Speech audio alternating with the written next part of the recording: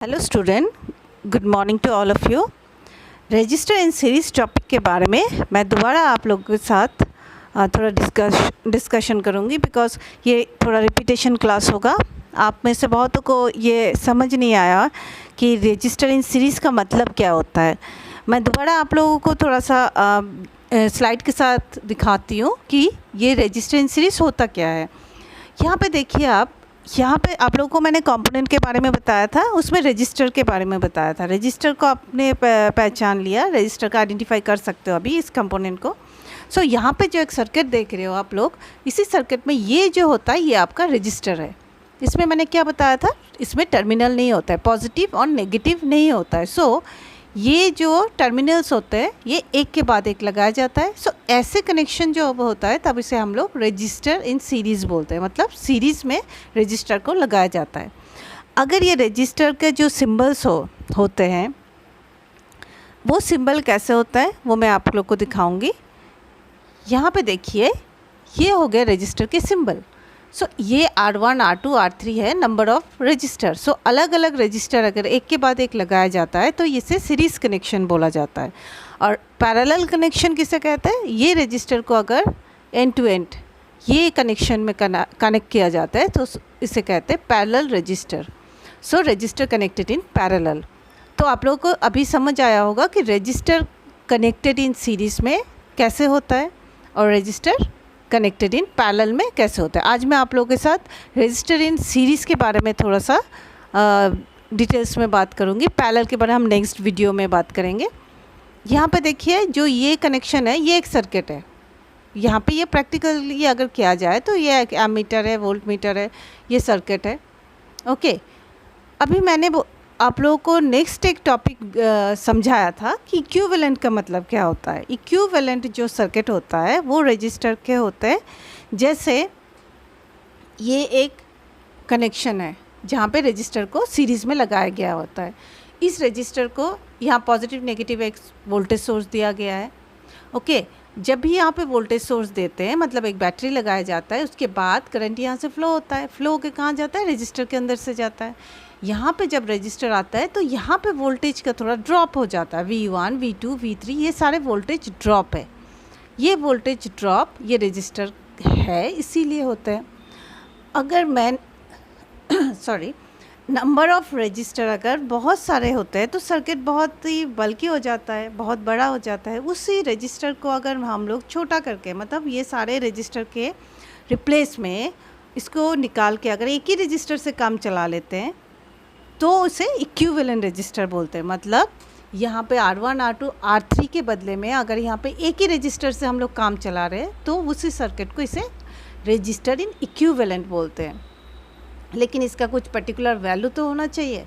यहाँ पे जैसे R1 का कोई वैल्यू है, R2 का कुछ वैल्यू है, R3 का वैल्यू है। सो ये एक कैलकुलेशन करके हम लोग इस रजिस्टर का इक्विवेलेंट निकालते हैं। नहीं तो हम लोग अगर दूसरा रजिस्टर के वैल्यू कुछ भी रजिस्टर लगा देते हैं कोई भी वैल्यू का तो यहाँ के सर्किट में कभी कभी काम नहीं करता है।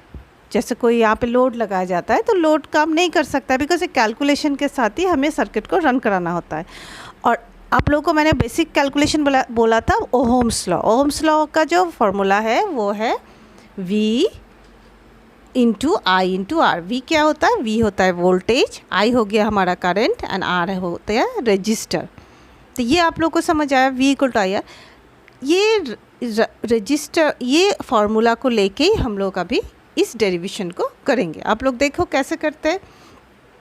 यहाँ पे जो वोल्टेज का ड्रॉप हुआ है V1, V2, V3 उसको V मतलब होता है I into are.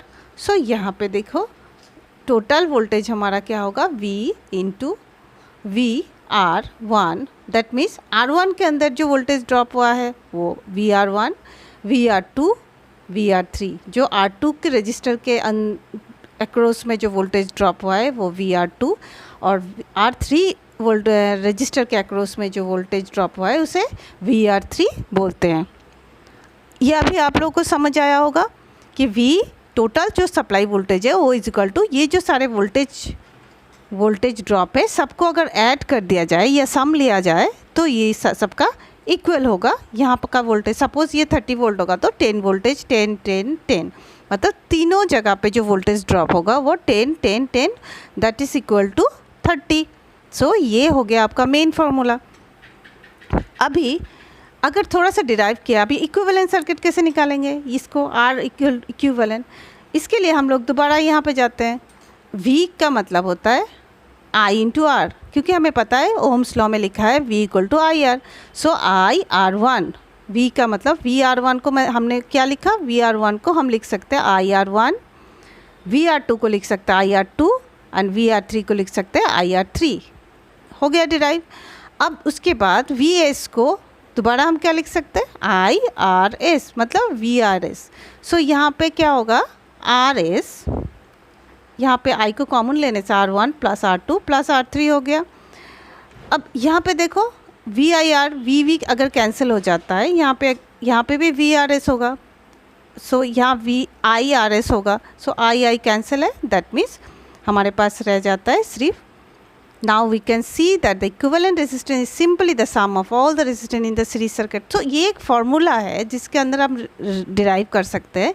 Equivalent register जो होता है वो R1 plus R2 plus R3 हो गया।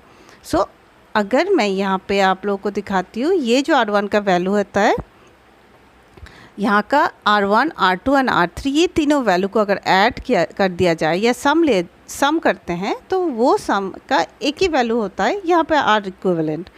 मतलब अगर यहाँ पे एक आप लोग को मैं एक एग्जांपल दिखाती हूँ और आप लोग क्लियर हो जाओगे।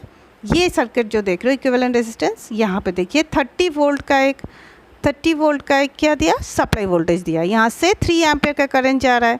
ये रजिस्टर है, रजिस्टर का वैल्यू R1 का क्या है 2 ओम है, R2 का वैल्यू क्या है 3 ओम है और R3 का वैल्यू है 5 ओम। सो यहाँ से जब करंट फ्लो होता है, यहाँ पे एक वोल्टेज ड्रॉप हो रहा है। सो यहाँ पे अगर मल्टीमीटर से अगर मेजर करोगे तो देखोगे 6 वोल्ट है, यहाँ पे मल्टीमीटर मेजर करोगे 9 वोल्ट है, यहाँ पे 15 वोल्ट है। अगर हम सारे वोल्टेज को अगर प्लस करते हैं तो कितना मिलेगा, 30 वोल्ट मिल जाएगा।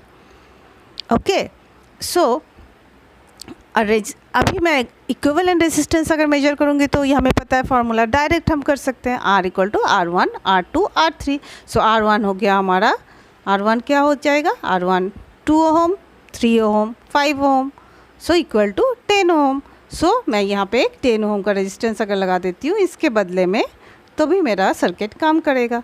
So that means equivalent resistance का मतलब होता है सीरीज़ में अगर बोला जाए, पैरेलल का हम नेक्स्ट वीडियो में आप लोगों के साथ डिस्कस करेंगे। सीरीज़ में अगर बोला जाए तो जितने रजिस्टर होते हैं सर्किट के अंदर सबको हम लोग ऐड कर देंगे या सम ले लेंगे। वो सम लेने के बाद उसके जो एडिशन करने के बाद जो वैल्यू निकलेगा, उसी वैल्यू का एक रजिस्टर हम एक उसी सर्किट में लगा देंगे, लेकिन ये सारे रिप्लेस करके, इस रजिस्टर को रिप्लेस करके। Hope all of you understood now. अगर फिर भी आप लोग को नहीं समझ आया फिर दोबारा आप लोग लिखना, मैं कोशिश करूँगा, I will try my best to teach you. So ये हो गया आपका register in series. Okay, thank you.